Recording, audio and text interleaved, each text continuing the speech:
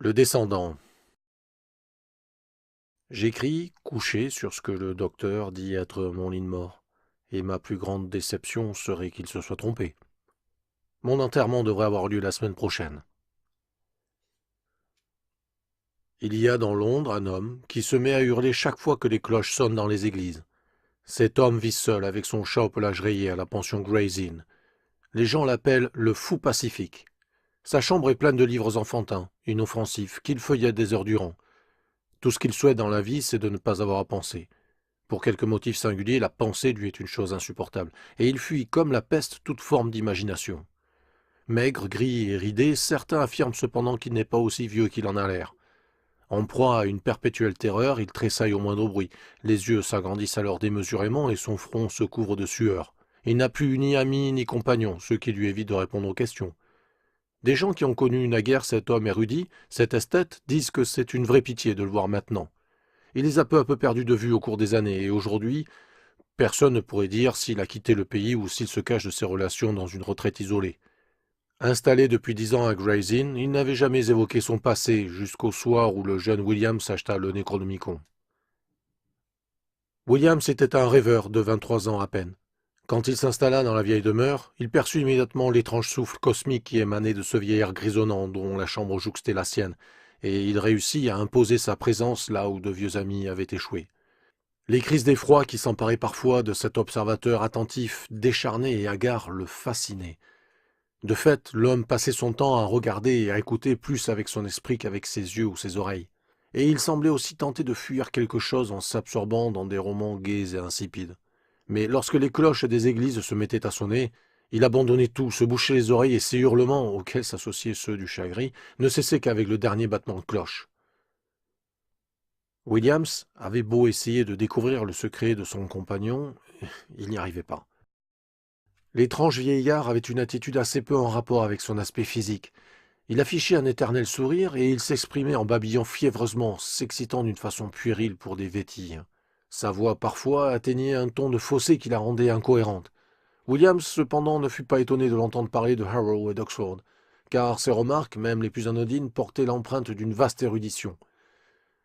L'inconnu se révéla être Lord Northam, dont le château situé dans le Yorkshire était l'objet d'étranges récits. Lorsque Williams essaya de parler des origines romaines de cette demeure, Lord Northam refusa d'admettre qu'il y eût quoi que ce fût d'anormal en ces lieux, balayant d'un rire étouffé les allusions aux cryptes souterraines creusées en plein roc au-dessus de la mer du Nord. Les choses en restèrent là jusqu'au soir où Williams apporta le Necronomicon écrit par l'arabe fou, Abdul al-Azred. Il connaissait l'existence de ce livre maudit depuis l'âge de 16 ans, depuis qu'il s'intéressait au fantastique et qu'un vieux libraire de Chandos Street lui avait parlé de ce curieux document qui faisait pâlir d'effroi tous ceux qu'il avait eus entre les mains. Le libraire lui apprit que 5 exemplaires seulement avaient survécu aux autodafés et aux interdits. Tous étaient craintivement cachés par ceux qui les détenaient.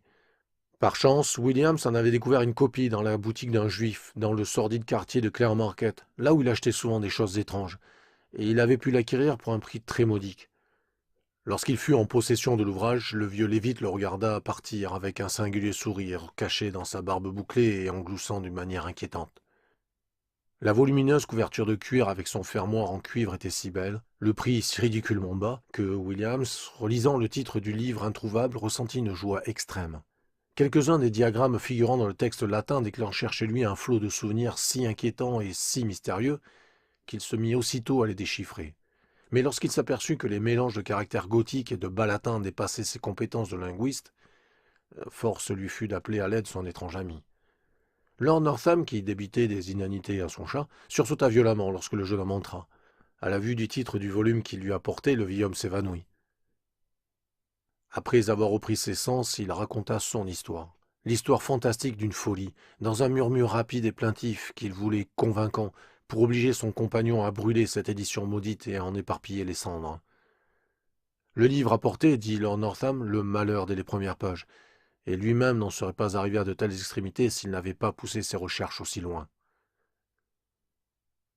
Lord Northam était le 19e baron d'une lignée dont les origines se perdaient très loin dans le passé. On disait dans sa famille qu'elle remontait à l'époque d'avant les Saxons, jusqu'à un certain Luneus Gabinius Capito, tribun militaire dans la 3e légion d'Auguste stationné à Lindum en Grande-Bretagne romaine, qui avait été sommairement cassé de son commandement pour avoir participé à certains rites n'appartenant à aucune religion connue. Gabinius, disait-on, avait découvert une caverne creusée au flanc de la falaise, où se réunissaient dans l'obscurité d'étranges personnages venus transmettre l'antique message. Ces créatures, dont les Bretons eux-mêmes avaient peur, étaient les derniers survivants d'une contrée de l'Ouest disparue sous les eaux, et dont il ne subsistait que les îles couvertes de cercles de pierres et de menhirs. La légende disait que Gabinius avait fait construire au-dessus de cette grotte interdite une citadelle inexpugnable dont les Pictes et les Saxons, les Danois et les Normands n'avaient jamais réussi à s'emparer. On n'était pas certain que l'audacieux lieutenant du prince noir, qu'Édouard III avait fait baron de Northam, fût issu de cette lignée, mais on en parlait souvent et cela ne paraissait pas invraisemblable. En vérité, la construction du donjon de pierre de la citadelle ressemblait de façon étonnante à l'architecture du mur d'Adrien. Enfant, Lord Northam était assailli de rêves étranges quand il dormait dans la partie la plus ancienne du château. Il avait pris l'habitude au réveil de rechercher dans sa mémoire les scènes étranges, les situations confuses et les impressions vagues qu'il avait ressenties ou dans lesquelles il s'était trouvé pendant son sommeil et qui étaient fort différentes de son expérience vécue. Il devint rêveur par réaction contre sa vie monotone où il ne puisait aucune satisfaction. Ses exaltations le conduisirent vers des royaumes imaginaires et chimériques jadis familiers, aujourd'hui invisibles sur cette terre. Il était convaincu que notre monde terrestre n'était qu'un simple atome perdu au milieu d'un univers immense et inquiétant, persuadé également que cette ère de l'inconnu faisait pression sur la sphère du connu, prête à la pénétrer de toutes parts.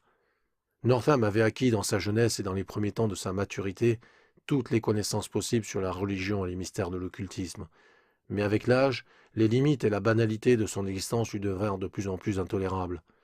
Il se prit alors de passion pour le satanisme, passant le plus clair de son temps à dévorer avidement toutes les doctrines et les théories qui paraissaient lui promettre d'autres ouvertures que les lois invariables et étroites de la nature.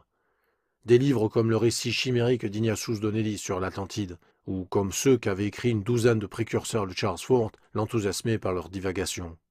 Il n'hésitait pas à parcourir des lieux et des lieux pour se rendre compte sur place d'un détail étrange sur l'histoire d'un village.